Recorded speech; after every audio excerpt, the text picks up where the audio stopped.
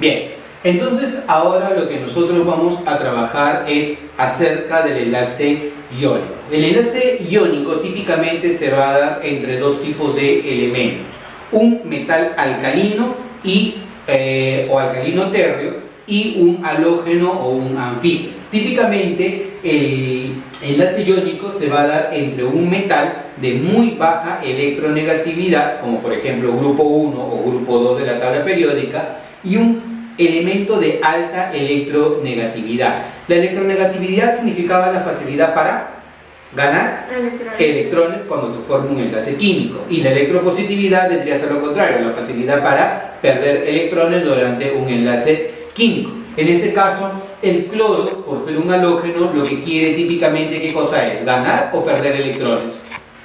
¿Qué quiere el cloro? ¿Ganar o perder electrones? Ganar. Ganar. Mientras que el sodio, ¿qué es lo que quiere? Perder electrones. Entonces, mientras que la tendencia natural del cloro es a ganar un electrón para tener 8 externamente, la tendencia natural del sodio va a ser perder un electrón para tener 8 externamente. Entonces, él gana un electrón, él pierde un electrón y se lo transfiere al cloro. Cuando el sodio pierde un electrón, si una especie pierde un electrón, ¿cómo se carga? ¿Positivamente o negativamente? Cuando una especie pierde un electrón, ¿cómo se carga? ¿Posi o nega? Posi. Cuando una especie gana un electrón, ¿cómo se carga? Positivo. Cuando una especie gana un electrón, ¿cómo se carga? Negativo. Entonces, cuando el sodio pierde el electrón, se carga posi. Cuando el cloro gana el electrón, ¿cómo se carga? Nega. ¿Logró estabilidad el cloro al ganar un electrón? Sí. ¿Logró estabilidad el sodio al perder un electrón? Sí. Pero positivo y negativo, ¿qué pasa? ¿Se atraen o se repelen? Se repelen.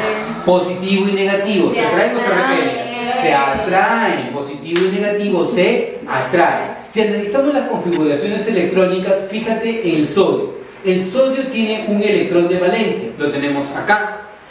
Cuando él pierde un electrón, adquiere distribución de gas noble, distribución electrónica estable de gas noble, pero adquirió carga positiva. Mientras que el cloro tiene 7 electrones externamente y necesita ganar un electrón para parecerse a un gas noble. Cuando él gana un electrón, ¿cómo se carga? ¿Positivo o negativo? Negativo. Negativo. Y electrónicamente se va a parecer a un gas noble en su capa externa. Quiero que tengan en cuenta esto. Él, al perder un electrón, gana estabilidad. Y él, al ganar un electrón, gana estabilidad. Pero no solamente es eso. Si una especie pierde electrones, ¿se hace más grande o se hace más pequeña? Eso lo estudiamos. Cuando una especie pierde electrones, ¿se hace más grande o se hace más pequeña? Más pequeña. Más pequeña. Pero si una especie gana electrones, ¿cómo se hace? Más grande. Más grande. Entonces, el sodio al perder un electrón se va a hacer más pequeño, el cloro al ganar un electrón se hace más grande y por lo tanto, positivo y negativo además se atraen.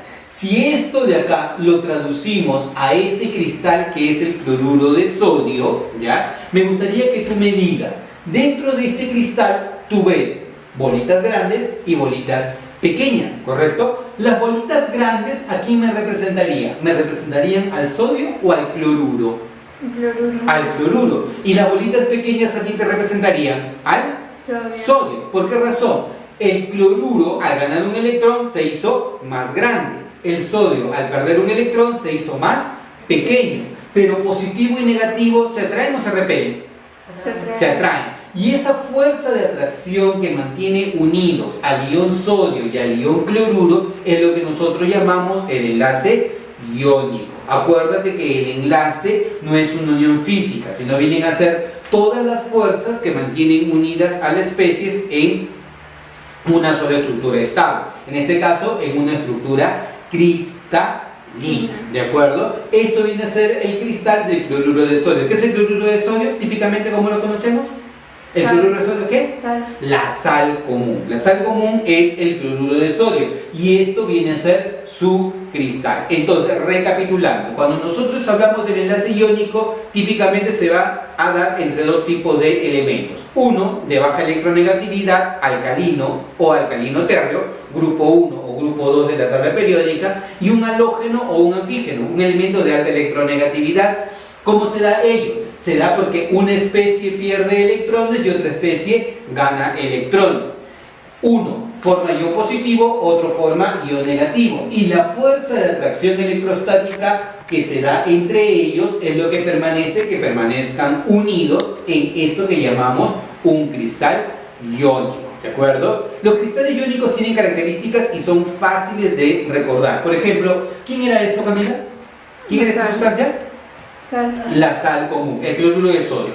¿Qué es la sal común? ¿Un sólido, un líquido o un gas? ¿Qué es la sal común? Sólido. Un sólido. Los compuestos iónicos son sólidos a temperatura ambiente. La sal en grandes proporciones, ¿qué color tiene? Color blanco. Los sólidos o los compuestos iónicos son sólidos cristalinos de color blanco, ¿correcto? Entonces, para poder recordar hay que tener en cuenta, la sal es un sólido cristalino que en grandes proporciones tiene color blanco. Oye, pero el azúcar también tiene color blanco y es cristalino. Ah, sí, pero hagamos un ejemplo. Mira, si es que tú pones azúcar en una cuchara y pones sal en una cuchara y ambos los pones en la hornilla, ¿qué es lo que va a pasar cuando tú pongas una cuchara con azúcar en la hornilla? Se derrite. ¿Va a pasar lo mismo con la sal? No. No, la sal no se derrite. Los compuestos iónicos tienen un elevado punto de fusión, típicamente mayor de 400 grados Celsius.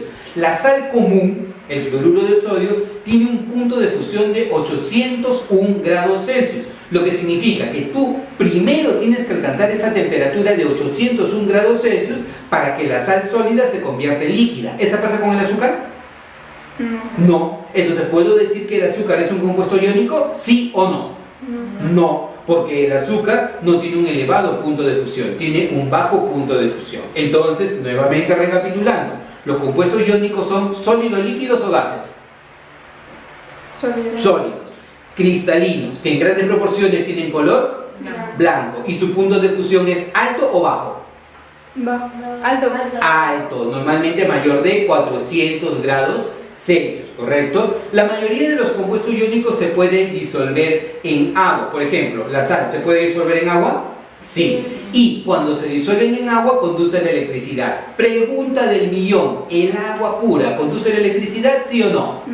No, el agua pura no conduce la electricidad. Oye, pero a mí me han dicho que si yo agarro algo electrizado con mis manos mojadas me voy a electrocutar. Sí, pero es porque el agua contiene sales. Y las sales hacen posible de que se conduzca la electricidad, pero el agua pura en sí no conduce la corriente eléctrica. Los compuestos iónicos son los que permiten la conductividad eléctrica. Por esa razón, si el agua pura no conduce la electricidad y yo quiero convertirla en conductora, ¿qué le hago? Le agrego un poco de sal, porque el agua con sal la vuelve a una solución electrolítica y puede conducir la corriente eléctrica. Por lo tanto, como conclusión, los compuestos iónicos como sólidos no conducen electricidad, pero sí conducen electricidad cuando están líquidos o cuando están disueltos en agua. Conociendo a la sal y sus propiedades, podemos conocer cuáles son las características de los compuestos iónicos en general, pero tenemos que tener mucha mayor lectura. Un punto muy importante que hay que tener en cuenta, pero ya como un conocimiento un poco más avanzado, es la energía de la red cristalina. ¿Ya? La energía de la red cristalina me va a dar una idea de cuán fácil o cuán difícil va a ser separar a los iones en la red, y va a estar muy ligado primero con la carga del ion y segundo con la diferencia de electronegatividad. Diferencia de electronegatividad. Si nosotros analizamos a estas especies, litio, sodio, potasio y cesio, ¿qué tienen en particular litio, sodio, potasio y cesio? ¿En qué grupo de la tabla periódica se encuentran? Litio, sodio, potasio y cesio. ¿En qué grupo están? Grupo 1A de la tabla periódica, o sea, son metales metales alcalinos. Pero quiero que analices algo. ¿Cuál es la energía de la red del fluoruro de litio? 1030. ¿Y del fluoruro de sodio? 910. ¿Y la del fluoruro de potasio? 808. ¿Qué puedes observar? 1030, 910 y 808. ¿Qué pasa con la energía de red en esos tres casos? ¿Aumenta o disminuye? Disminuye. ¿Por qué razón? Porque la diferencia de electronegatividad entre el litio y el flúor es mayor, porque estamos hablando de un elemento muy electronegativo frente a un elemento de muy baja electronegatividad. Además de que el litio es muy pequeñito y por lo tanto esto promueve la unión entre esta especie positiva y esta especie negativa. Cuanto mayor sea la carga generada entre los iones, entonces mayor va a ser la energía de red. Por ejemplo, en el caso del litio y el flúor, la carga es +1 menos 1. Por eso, la energía de red vale 1030. Pero si tú analizas, ¿ya? Analicemos qué pasa entre el magnesio y el cloro. El magnesio, al estar en el grupo 2A de la tabla periódica, adquiere carga +2 cuando forma compuestos iónicos. +2 menos 1, su energía de red vale 2326. Pero si hablamos, por ejemplo, del magnesio oxígeno, él adquiere carga +2 y él adquiere carga -2. +2 menos 2, ¿cuánto vale la energía de red? 3795. Es mucho más fuerte una interacción +2 menos 2 que una interacción +2 menos 1. Por eso la energía de red o la energía que se requiere para poder separar a los iones es mucho mayor. Si analizas un caso mucho más específico, por ejemplo, la unión entre el escandio y el nitrógeno. El nitrógeno adquiere carga -3 y el escandio aquí adquiriría carga +3. Carga +3 menos 3, ¿qué es lo que implicaría? ¿Una alta atracción o una baja atracción? Alta. Una alta. ¿Por qué razón? Porque +1, +2 menos 1, +2 menos 2 y +3 menos 3, esto genera mayor interacción entre los átomos. Por eso esperaría que la energía de red sea mucho mayor. ¿Y eso se cumple? Sí. Mira cuánto vale la energía acá. Camila, ¿cuánto vale la energía de red? 2326. ¿Aquí cuánto vale? 3795. ¿Y aquí cuánto vale? 7547. Cuanto mayor sea la interacción entre los iones, entonces mayor será la energía de red. ¿De acuerdo? Entonces, esas cosas nosotros tenemos que analizarlo cuando hablamos del enlace iónico.